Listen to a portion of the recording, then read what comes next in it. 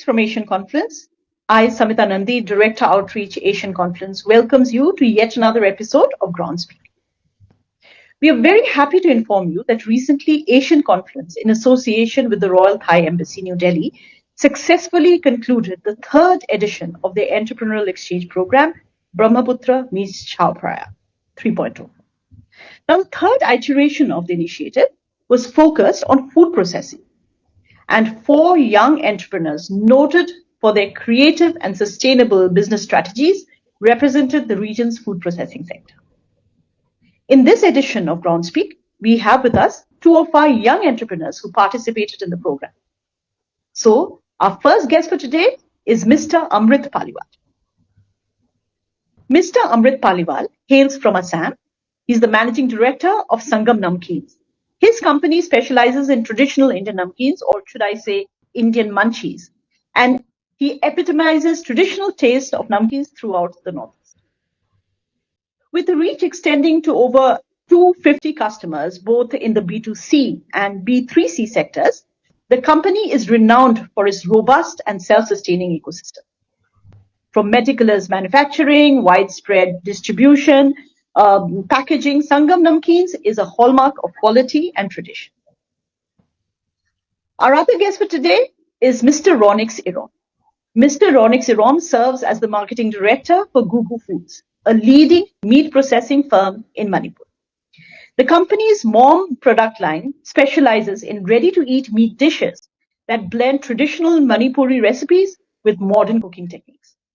Their offerings include premium chicken, pork, kara beef, sourced from local farms, ensuring quality and authenticity of taste. So welcome Ronex and welcome Amrit to this edition of Groundspeak.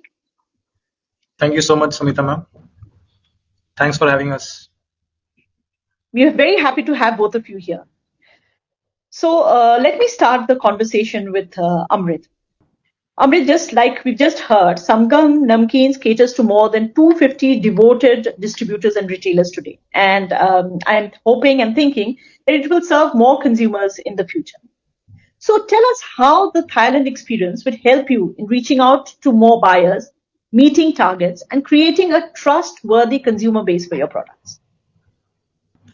So thank you, Samhita ma'am, for your question. First of all, I would like to express my heartfelt gratitude to the Asian Confluence for selecting us for and me, my brand as a part for the Thai Fex Anuga Festival. What we observed in Thailand was a vast variety of innovations in the line of food processing. So basically, I would like to tell you that I am a third generation entrepreneur from my family. Like Sangam Namkeens has been there since past 3 to 4 decades.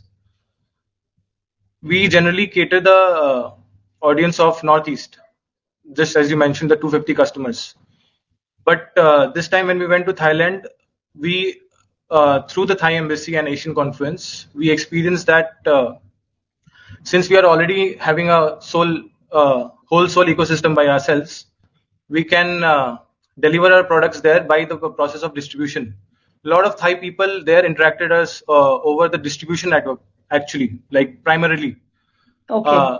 Since the population of Thailand is, I guess, 4.5 to 5 CR, 5 crores only, whereas the population of Assam is around 3.5 crores just for the Assam as a part of Northeast region. So, and India, as we all know, is 140 crore plus. So, Thai people generally want to export their products more than importing our products. Yes. So, but also Thai people primarily are non-vegetarian eaters. So they don't have a specific interest for veg foods. But whereas they prefer dips when it comes to veg foods and all, they prefer dips like the sauces along with the foods. So for me, what I thought is like we need to introduce 2-3 more, for example, crunchy nacho type products, including dips, which they can buy from us, and vice versa, we can import their products from Thailand, Bangkok as well. Yeah. Okay. Thank you, Amrit. So my next question, Ronex, is for you. Ronex, before going to Thailand, I remember you and I were having a conversation, and you had mentioned that your primary goal is to explore ways to extend the shelf life of your products, right? You must have spoken to many entrepreneurs in Thailand and have been exposed to different technologies also. So, did you get what you were looking for? Yes, exactly. I got to see a lot of product ideas and the way they do the packaging in Thailand. It was a big to meat production. It totally meets the goal of since Thailand being uh, a big meat consumer, and also in India. Actually, in India, there is very less meat meat processing unit. So, being Goo Goo Food being one of the meat production like unit in Northeast and also in like mainly in Manipur. It was a really good exposure for me, and I also got lots of idea regarding packaging. Uh, I got to see like rice porridge getting packed in retort pouches in Thailand. That was a very good idea for me. Like we have similar indigenous uh, dishes in Manipur, which we would like to pack in a similar way and then maybe sell it in the market So, you got of a lot of all over packaging India. ideas. Yes, yes,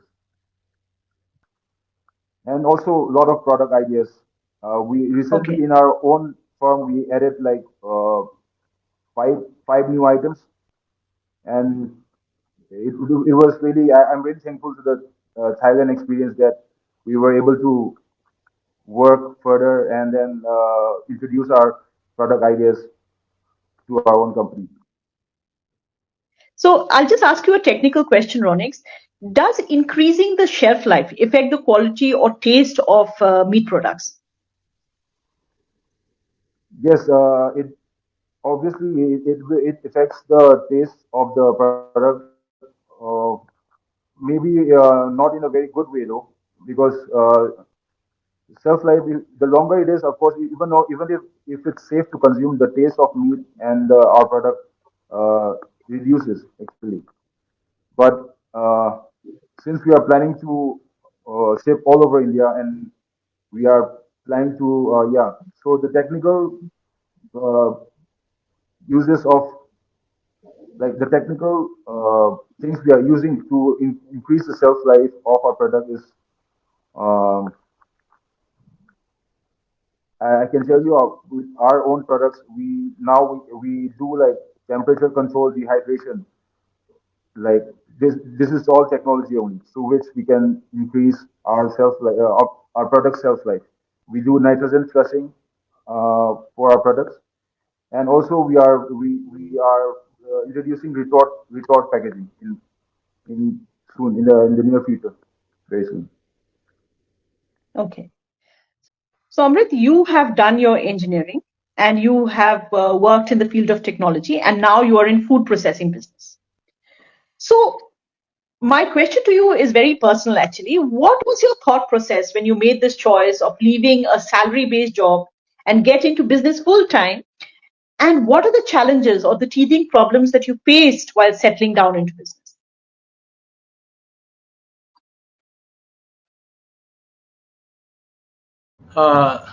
Just like other entrepreneurs,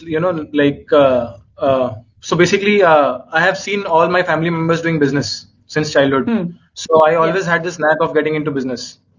Hmm. Sitting 9 to 5, I realized in due course of time was not my thing, like just being personal. So Hmm. for a year I dropped and I tried for a government exam, but again I realized that that's not my thing. Every day I used to Hmm. talk to my father and my mother, and like they used to discuss business with me, even my uncle and aunt. So like I always wanted to get into something so that I can. So I had this two things in my mind. First is I can reach out to masses. Second is like a lot of families are being supported if you run a business. Like That's true. being the managing director, you run a lot of families for the workers who work under you. So that was my primary thing that I wanted to affect. Like, see, in IT firms, what happens is indirectly you affect a lot of people by programming things and testing functional testing things through the back end. But I directly wanted to so we have been called bhujia walas since childhood. So I always had this thing that people know us because we make them feed and we touch their palates mostly. So and once you food is something which connects religions across boundaries and cultures across boundaries, right? So that was the reason I always wanted to get into the food business. First I thought like I'll get into because I studied in the south of India, so I thought I'll get into the South Indian food business. But again, we had this whole ecosystem where we used to produce to the masses, like through distribution, retailing, stuff like that. So for me, the better opportunity already provided by God's grace was, just to enter the FMCG business in terms of food. We already had the plan set up. Yeah, I just had to modify a couple of new items and tastes, and it was more fulfilling for me as a person. Like coming back to the same point again, like 9 to 5 was not my thing. I always used to see that business affects masses, and I always also wanted to be so I think all the entrepreneurs, they have this thing that they want to convey the message, not hear the message themselves. That's true. They want to learn from the mistakes and teach others. So these were the small nuances and points which triggered me to just quit the job and get into the business. So as of what today, were the challenges? Coming down to the challenges, now once you get into family business, the family has its own way of running. Yeah. So once they send you abroad or outside in other states to gain the modern knowledge and be vigilant and innovative towards the new fast changing pace and market.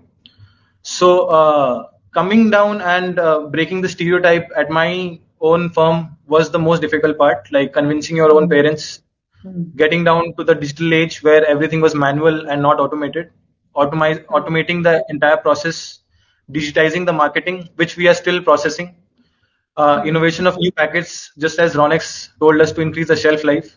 So bhujia is something, namkeens are something made out of gram flour, besan, which we call it in Hindi.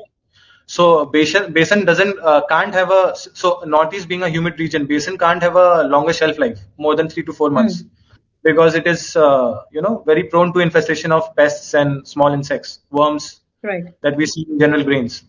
So that was the whole challenging part. Plus challenging, so we work with skilled and unskilled laborers both. So working with the unskilled laborers, teaching them and training them.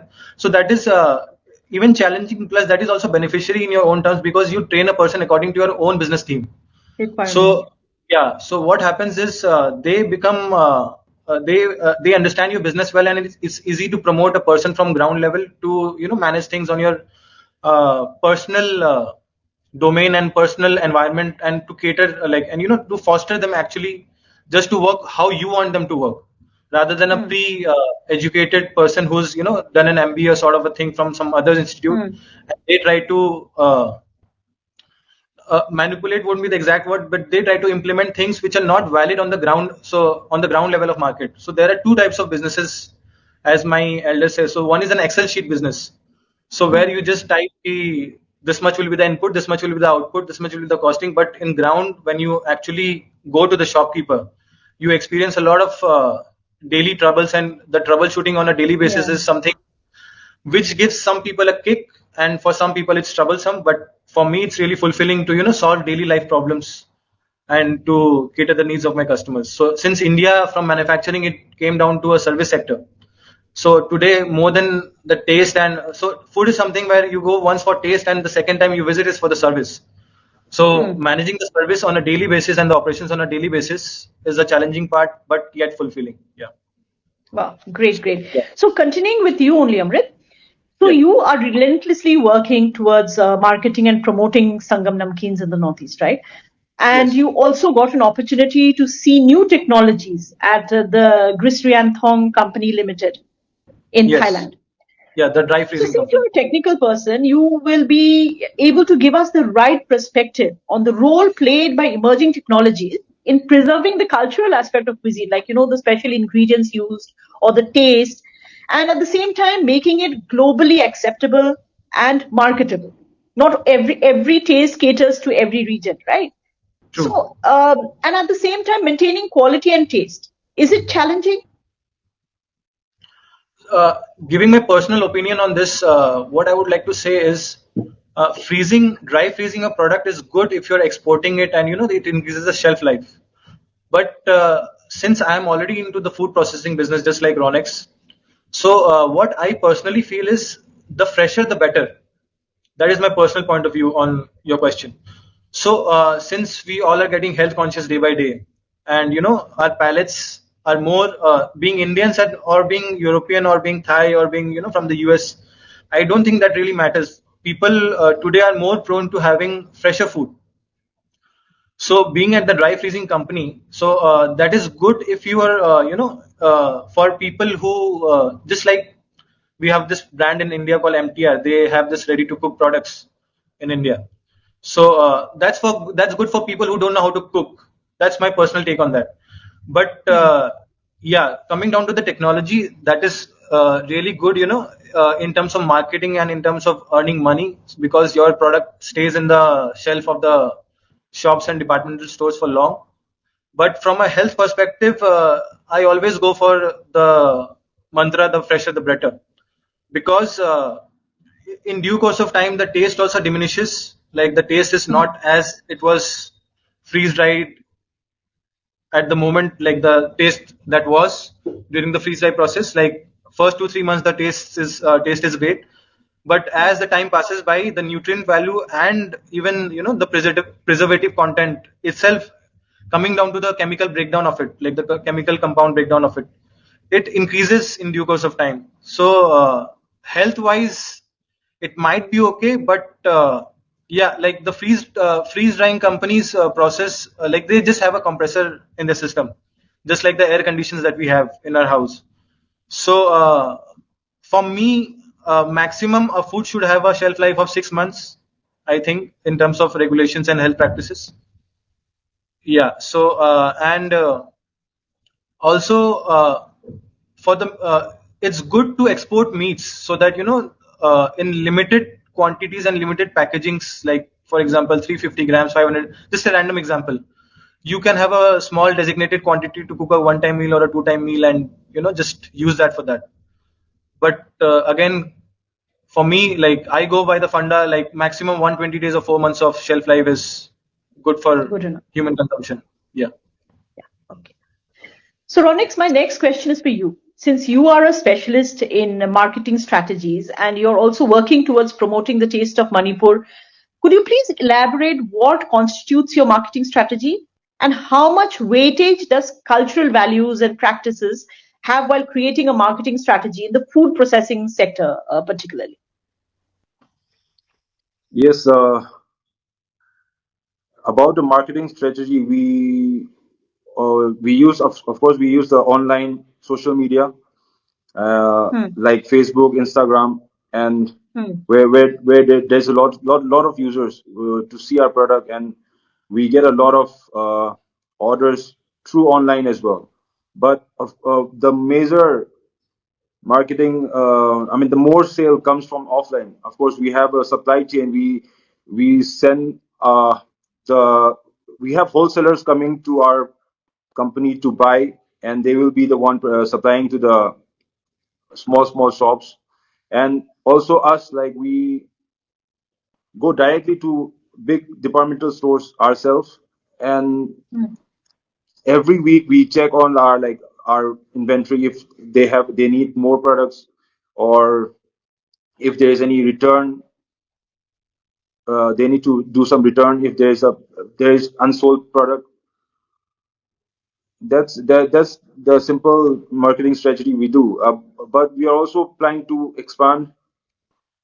We have just started sending our products to Delhi, Okay. but in very small quantity. For now, it's just very small quantity. But we our plan is to expand our and make our product available in most of the cities. And Okay. also, That's great to hear. I've spoken to Amrit also regarding his supply chain, that we can like share some of the shops, departmental stores together. Yeah, yeah. And regarding the herbs and the indigenous product uh, we use in our products, we use a lot of products like ingredients which are not available easily outside, like mountain paper. There's like a herb called mountain paper. We use them in our products. It gives a different taste which is not available anywhere else. And also Okay. we use a little bit of fermented stuff, fermented soya beans, and then fermented fish, not in a high volume, but as a taste maker. Okay. That's great. That's great. So, my next question is for both of you. Both of you should take it one by one. So, you both attended the ThaiFex Anuga Asia 2024, and the theme of this year's event was Beyond Food Experiences, right? So, can you give us your personal experience of participating in ThaiFex, and what do you think of the Thai cuisine, their work ethics, their business strategies, and the way of promoting culture through innovation and technology? I'll So, go first. yeah, Amrit can go. Yeah, sure. So my take on Thai people is Thai people are absolutely disciplined, and they have a very good work ethic culture over there. Like hands down, they have a much better work ethic culture than most of the Indians do. So, and they are very strict towards their cultural regime. Like they are very religious towards their religion, and they are very strict towards the culture as well. They stick to the culture, and then they start their day, is what I experience. Coming down to the beyond food experience, these were only the beyond food experiences, like their cuisine, their culture, and their work ethics, as you mentioned. So what we observed on a 3 to 4 day trip was, Thai people are very clean and hygienic. From that you can make out, from like even a street shop to a good restaurant. Predominantly, they are meat eaters, so vegetarian is the last option for them. So just on a fun note, we concluded on a phrase that Thai people eat anything that moves, right? So yeah, so they actually eat anything that moves. But coming down to the cleanliness of the city, the development of the country, and support provided from the government, that is like absolutely fabulous. They have everything in regulation. They have everything in checks, from processing of food to packaging of food to manufacturing, even growing of the herbs, and cultivation and irrigation techniques, and also how they process their meat, especially. Generally, they also prefer eating fresh only, from what I observe. And in innovation, they are trendsetters. They have a very fast changing trend, like they are leaders. I think compared to China, we can compare them to China. They're very fast growing, because I think the direct import is from China. We have a lot of things to learn from them on how fast the trends change in the market. They catch up to the changing trends very quickly. And I have seen that a lot of Indians, we go there and we try to gimmick them and copy them in terms of fast changing trends. Also, they have, since Thailand is a developed country, they have everything is automated over there. Our visit to Cafe Amazon, we saw how coffee was processed. Yeah, right. So even the freeze drying company, so everything is up to the mark and standards. In India, we face an issue where regulation is not on check and not on point, because in India we still have this concept of uh, but I can't just pinpoint on the term bribe. But yeah, in India, India is a land of jugaad, as we call it. So in India, yeah, mostly things like it's okay, it's easily acceptable by the crowd. But Thai people have a basic standard of living which they really try to maintain. Even the government supports them in basic level of education and basic standard of livings. So that's what I really liked about Thailand, and that was beyond the Hyfex Anuga food experience. And the food experience was mainly, this time it was mainly focused on the halal section of the processing part, because halal is accepted by most of them, Globally the accepted, yeah. globally accepted. And yeah, so that was about it. Ronex, you Yeah. can add up more if you would want to. I also wanted to. Can you repeat the question? Yeah, sure. So, what I wanted to know is since you were a part of the ThaiFex Anuga Asia 2024, can you give us your personal experience of participating in ThaiFex? So, according to you, what are the best practices that you could learn from them? Their business strategies. What do you think about their business strategies, their work ethics, the way they promote their culture through innovation and technologies? Anything that you've learned from the ThaiFex or, your personal experience? Uh, I would only add to what Amrit said. Like, Hmm. see, Thailand, we really got to learn a lot from them.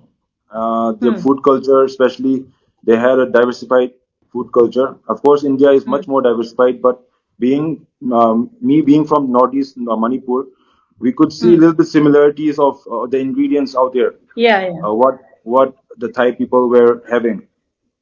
True. So I could see a lot of similarities, and also a lot I could take back from them, back home, and Hmm. yeah, and their work ethics and everything were like much better than we need to learn a lot from them. They also had a unique, like, lot of different like products which we have not like seen before. Like there was a lot Hmm. of innovation in food Hmm. which we had no idea about, like which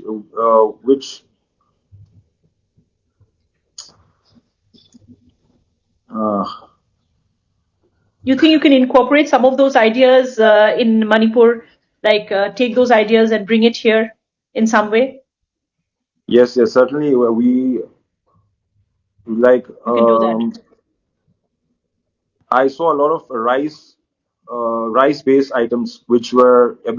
available in Thailand, and Hmm. I really like the way they had different kinds of products just made out of rice. Yeah. And in I think Northeast, there's Manipur also does that, no? With black rice, they do a lot of products with the black Manipuri rice. yes. So I could see a lot of opportunities, like how we can make different products with rice from from, like you said, from the black rice itself. We can Yeah. make a lot of new products, like how they make from their own rices. Yeah. Yeah, that was what we could take from the food. And other than that, it was a like amazing visit for sure. Great. Just to add 2 points, we met a lot of entrepreneurs last year, very young ones from were interacting with them uh, in a very informal way. And most of them were very young into business, and all of them living alone in Bangkok, where their parents were living away from the town and all that. So they were telling us that most of them don't cook. They don't cook. In fact, most of the new houses, they don't even have a kitchen in the house. Mm. So they generally, because there's so many options available outside for freshly cooked food and packaged food, that they can just pick it up and go home. That is one I was thinking. And talking about black rice, you'd be very interested to know that, Manipur also does a lot of innovation with black rice. Recently, we met an entrepreneur from Manipur only who's making cosmetic products out of black rice, not just food products. So, Yes. which is very, very interesting. Yeah. So, thank you for your views. Ronex, my next question is again to you. You know, Okay. I believe there are many small farmers as well as small businesses associated with you, right? You work with Yes. farms and farmers. So Yes. during the exchange program, you also had a chance to visit the Changhuaman Royal Project, which is about sustainable agriculture. So Yes. tell us about your learning experience from this visit, from this field visit. And can you incorporate these ideas that you were exposed to back home in some way or the other? The visit to the farm, the royal farm, Yeah. was quite enlightening. The way that they do the farming, and the innovative ideas of uh, planting new trees and new breeds of trees were really like something to learn. And yeah, we do face a lot of challenges out here in Manipur to procure our like raw materials, since we don't have the proper chain of supply. So that kind of farm like really would be a key to like simplify the raw material chain, if I'll say that. And for that is something we can do, like that is something we can Okay. adopt from them. But for out here in Manipur, like we go towards the high end raw material part where the quality are uh, not compromised. So we pay more for our raw material. We if we keep on going to the farms, like sometimes their product are good, sometimes they might not be they might not be up to the standard. And since we are into the meat production, our like quality cannot be compromised. So we Yes. buy from like producers like who are doing in the higher level, and we pay higher price for our raw material. Okay. And To maintain quality. yeah, to maintain quality. Yeah. We Yeah. also procure only halal meat, Okay. and that also costs a So little that bit it's more more than globally the acceptable. Yeah. yeah, yeah. For both of you. Okay. So in this interconnected world, networking and learning best practices from each other is imperative to build a good business, right? So did you discover any practice which you would like to add or inculcate in your way of doing business? And has the program helped you in creating a network base in Thailand, which can help you in the future, to increase your business there too? So any one of you can go first. Yeah, Amrit, I you would can like go to. first. I'll go first. Yeah. Yeah. So, observing the young entrepreneurs from Thailand, what I learned is that is sort of similar in India as well. With Hmm. what coming down to your question, with what I observed, the earlier we start, the better it is, right? So the earlier Yeah. you make mistakes, the you have a higher chance of learning it, and in the long course of run. So from Thailand, what I personally took being in the food line is the packaging part, especially Hmm. coming to the packaging part. In Yeah, the India, packaging is in very good. general, yeah, I am not demeaning my own country, but India in general is way below in terms of packaging standards. So I India agree. comes in the bottom two or three countries in the world in terms of packaging. Like even the best Hmm. packaging practices in India are considered to be really of low standards. So Hmm. from Thailand, what I learned is their automation in terms of packaging, and also they have this chain called 7-Eleven in Thailand. Yes, So yeah, everywhere. the supply exactly everywhere it is there, right? So that is what I would personally want India to have. But right now, Mr. Ambani is doing that for us by Smart Bazaar. But the supply chain of 7-Eleven is really robust and really fascinating. Hmm. And this was not a part of the Thai facts, but we generally observe what we see around. Yeah. Yeah. So yeah, so the 7-Eleven, they have their own manufacturing regarding fresh fruits, growing fresh fruits, making their own bakery products, so as in like cupcakes, breads, muffins. So the way they do that and supply throughout on the same time in each and every outlet, it's absolutely something to learn from. We also interacted over dinner with a lot of young women entrepreneurs from Thailand, especially girls who were I guess they were below 22 or 23, and they were importing peanuts from India because Oh, yeah. So Thai people have this thing that they have this tangy spice culture, but they add roasted peanuts in all their tadkas, what we call it. yeah, yeah. Hmm. Just like the South Indians use the curry leaves and the chana dals in India. So they have this tadka making system of peanuts. They procure that from India. So Hmm. networking obviously with neighboring countries obviously helps you to promote your business and learn from their mistakes and learn from yours, and vice versa. They learn from yours. And Absolutely. the wider the network, the better it is, because everyone is researching and is passionate about different domains of processing and manufacturing. So you can always have this thing of learning from each and every one, and develop a self-sustaining community to grow and hustle forward. So Yeah. that's my take on it. Yeah. Great, great. Ronex, what do you have to say on this? Yeah, like Amrit said, the supply chain and the uh, how Thai people do the distribution of the food is really something we can learn from. Also, I would Hmm. like to add when we went to this uh, company of the Huh. Amazon Coffee, yeah. So like they made such a they were producing the products out there, but also they had their own uh, cafe to Yes, yes. show how they do it and how good their products are. That is Hmm. something I mean, of course they have a lot of cafe everywhere in the Thailand also, but as a food processing unit, I also learned that we should have also some kind of some kind of chain or like some kind of a place first, like some kind of cafe first, where we can show our people that this is how we consume our product and these are the ways we can uh, these are the ways we can Experience center sort of try a it. thing, right? Yeah, Yeah, like yeah. recently we made our chicken sauces available to lots of cafes and Hmm. lots of departmental store. So I was thinking like if we had our own cafe, like we can like Yeah. put our own stuff, also market in a better way. That was a good take from there. And yeah, about networking, it is very important for any business. And our visit to Thailand, I we got to network with so many others, Indian entrepreneurs as well, like our fellow Indian entrepreneurs. Of course, Hmm. Amrit will come first, and others like the others from the mainland India, they were also very good for networking. Yeah.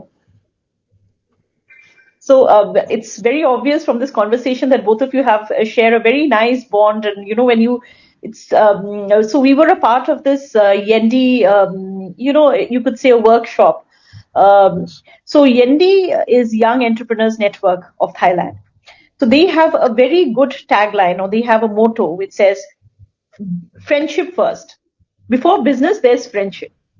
Yes. So I think that's a very beautiful thing, and I can see that already happening between you and Ronex. So you both share a Yes. Yes. beautiful bond, and it's really amazing. And I'm sure Arenla and Avelu are also a part of this gang. So it's really Yes. nice to Yes. see you all bond like this. We are And still considering active you on all the met for the WhatsApp group. first time, all four of you.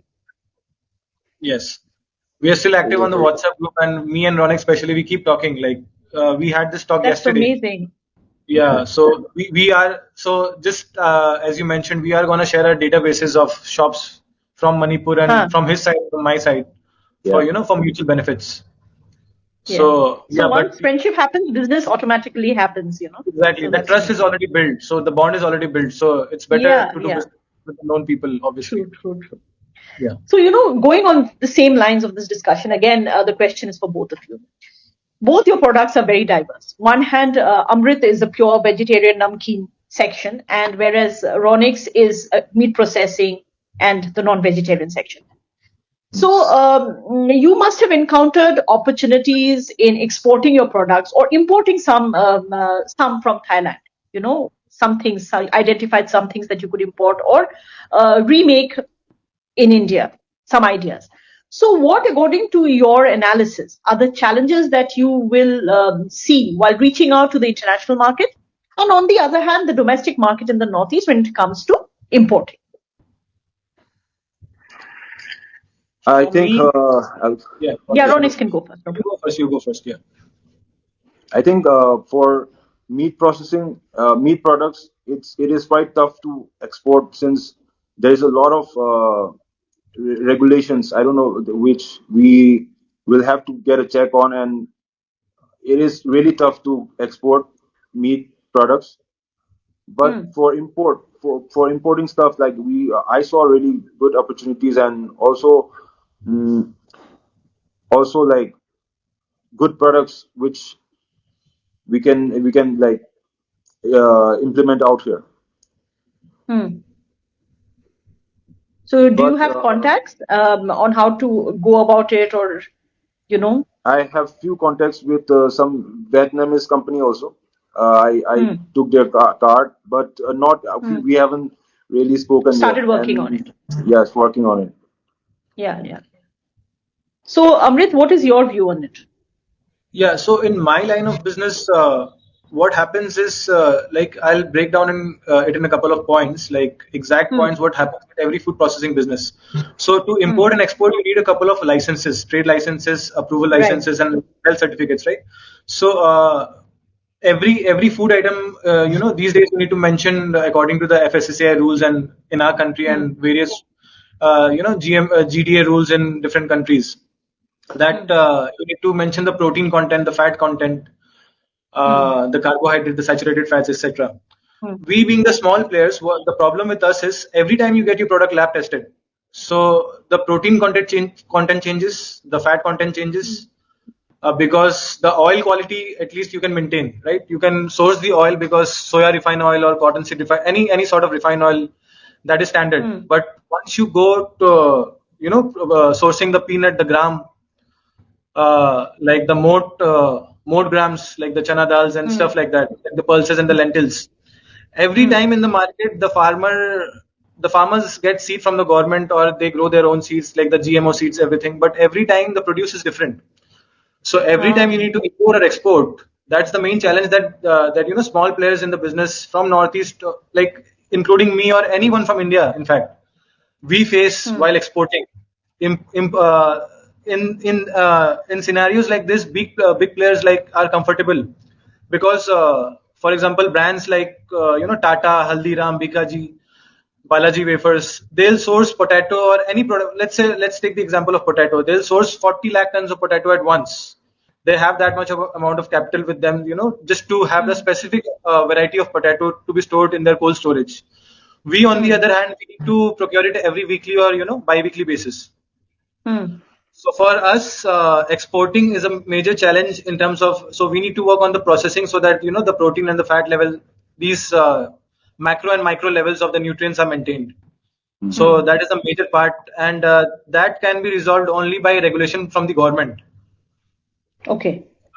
is what I believe, and my fellow entrepreneurs believe. Because once government has this regulation over farmers that you will grow a seed or a crop according to this standard, and you will follow this standard agriculture and irrigation processes, then only importing and exporting can be of a daily ease and convenience. Okay. That's Okay. my personal take on this. Yeah. Yeah. Yeah. That's very insightful, actually. Yes. So, my last question is again to both of you. Uh, how was your overall experience of the program? Do you think Asian Confluence should curate more such programs to different countries? Uh, Your take on it. Yeah, I'll go first this time. So Yeah, for yeah. me, it was a experience of a lifetime. Like starting from going to Thailand. This was my first international trip. Thanks to you and Asian Hmm. Confluence, like I got my first stamp on the passport, and I was very excited about promoting my business and exploring a new country. In the coming future, yes, definitely, I would like to enroll myself, and I would ask even Asian Conference to organize such more trips in various countries, so that we get more of our exposures through seeing what we see. Seeing is believing, and by interacting with different national peoples, and getting to know the jigsaw puzzles which are missing in our country and their country, and connecting both the dots together through food. Food is the best way to connect. So yes, I will be really happy to be associated with the Asian Conference in future, and to be a part of it in further programs. Definitely yes. Yes, certainly. You're already a part of Asian Conference. Yes. So, Ronex, please, what is your view? Overall, I'll tell you, I had an amazing experience meeting so Hmm. many new entrepreneurs and also exploring a new country. It was really amazing and a really good opportunity for me to see a lot of good food, new places, and good restaurants. It was a lot of learning, and also I really had a good time doing it. And I would also like to be part of any next trip possible, if it's possible. Yeah. Yeah, sure. So, if you were to be, if there is a program happening in Thailand again, and if you were to go again, what are the things that you would like to see or learn this time? I think the places which we missed out of course, like we wanted to see so many places, but we had a short time. We would like to see that, and also uh, make proper network this time, so that we can also like help them, like how they help us in food processing. Like I feel like we have also like a lot of unique knowledge which they don't have. So like yeah, I would also like to share our own knowledge to them, like they have shared with us. That's great. I would say, Yeah, yeah. yeah. Adding on to Amrit, your Ronex, views? yes, exactly. Adding on to Ronex, I would, really want to see their packaging part, how they manufacture their plastic packets, like the thickness and the grades of food quality packets that they manufacture. Just like we visited the dry freezing part and Cafe Amazon and their farming technique. We got the exposure for their farming techniques, for their freeze drying techniques. Next, what I would like to add on is like what grade of food material plastic that they use, how they manufacture the pallets, and from scratch till Yeah, the the material. formal plastic is made, like the final plastic is made, because Okay. ultimately we can't get rid of plastics, so plastics are gonna be there like for long. And aluminum is a substitute for most of aerated drinks and stuff like that, but in terms of eatable items and perishable items, plastic is gonna be there. So what regulations do they follow, and what steps do they take to maintain the food grade quality of the plastic, and how they seal it and how they pack it? I would like to have an exposure on that. Yes. I think that would be a great learning. Exactly, yeah. So thank you, Ronex, and thank you, Amrit, for being a part of Groundspeak. It was wonderful talking to both of you. Thank you for Thank you being so here much. with us. Thank you so much, ma'am. The pleasure was really ours, and like once again, like heartfelt gratitude to you and the entire team for making this possible for us. Thank you so much. Thank you so Thank you much. Yeah. so much. So much.